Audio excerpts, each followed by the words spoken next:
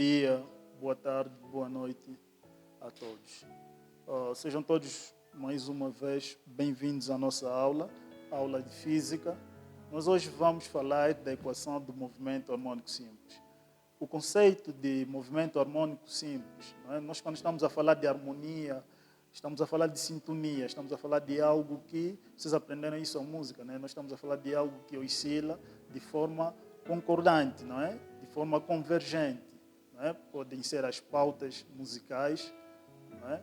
E, enfim, em quase tudo que existe na natureza, quando existe harmonia, é daí que surge o conceito de harmônico em física, tá? Portanto, o movimento harmônico simples não é um conceito alheio à nossa realidade. Eu falei há bem pouco, não é? Da música, das pautas musicais, mas também nós diariamente vimos, ou seja, enquanto crianças também brincamos com baloiços, né? Nós brincamos com aqueles baloiços que saem de um ponto para outro. Ou seja, eles têm um ponto de partida, que é a origem, o centro, mas vão oscilando, não é? Vão atingindo uma certa extremidade. Portanto, a isso aqui nós estamos a falar de movimento harmônico simples. Mas também o movimento harmônico simples não aplica-se apenas em balões. Pode ser, por exemplo, na oscilação de uma mola, não é? Quando ela é presa num determinado ponto e nós esticamos de um ponto para outro, a tendência da mola é de voltar na sua posição de origem. Mas antes de voltar na sua posição de origem, ela vai efetuando uma oscilação, certo? É assim que surge o movimento harmônico simples. Mas vamos ver aqui alguns conceitos fundamentais, que de certeza vocês já estudaram, já têm isso no caderno, mas é sempre importante ver esses conceitos, porque o movimento harmônico simples, aqui temos uma relação com o movimento circular, que é o movimento que nós já falamos anteriormente, não é? O movimento circular. Portanto, vamos lá.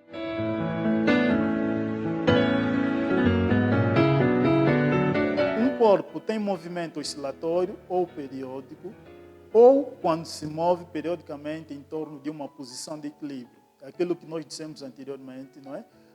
O baloiço está preso num determinado ponto. Aquele ponto é que nós vamos chamar de posição de equilíbrio, ok? Portanto, à medida que ele vai sair daquele ponto para uma das extremidades e, posteriormente, volta para outra extremidade, passando pelo ponto de origem, não é? Nós dissemos que ele está em posição de equilíbrio, ok? Portanto, um corpo ligado a uma mola executa um movimento harmônico simples, que é o mesmo que dizer MHS. E quando oscila periodicamente em torno de uma posição de equilíbrio, sob a ação de uma força, cuja intensidade é diretamente proporcional ao alongamento ou compressão produzida na mola. Ok? Nós explicamos também no princípio da nossa aula que o movimento harmônico simples pode ser aplicado também na oscilação de uma mola. Estamos a falar de uma mola que está presa numa posição que é dita posição de equilíbrio. O período é o tempo correspondente a uma oscilação completa em torno da posição de equilíbrio. É o seguinte, nós quando temos um corpo fixo numa determinada posição, que é dita posição de equilíbrio, não é? Ou ponto de equilíbrio, ela vai oscilar, vai sair daquele ponto para um determinado ponto. Isto aqui nós não chamamos de uma oscilação completa. Só vai ser uma oscilação completa quando ela parte para um determinado ponto, volta e chega novamente à posição de origem. A posição de origem, estamos a falar daquela posição de equilíbrio. Portanto, quando faz essa volta completa, ou quando faz essa volta, é que nós chamamos de a volta completa, ok? Passando praticamente 2 vezes pela posição de equilíbrio. Okay? A frequência é o inverso da grandeza que nós vimos acima, não é? A frequência é o número de oscilações por unidade de tempo, ok? Portanto, a equação do movimento harmônico simples é a seguinte: nós vamos utilizar essa equação em que x é chamada de elongação, a é a amplitude, temos o seno, dentro de parênteses temos, não é? A equação da elongação, dentro de parênteses nós temos a velocidade angular vezes o tempo. Tudo isso multiplica mais a fase, ok?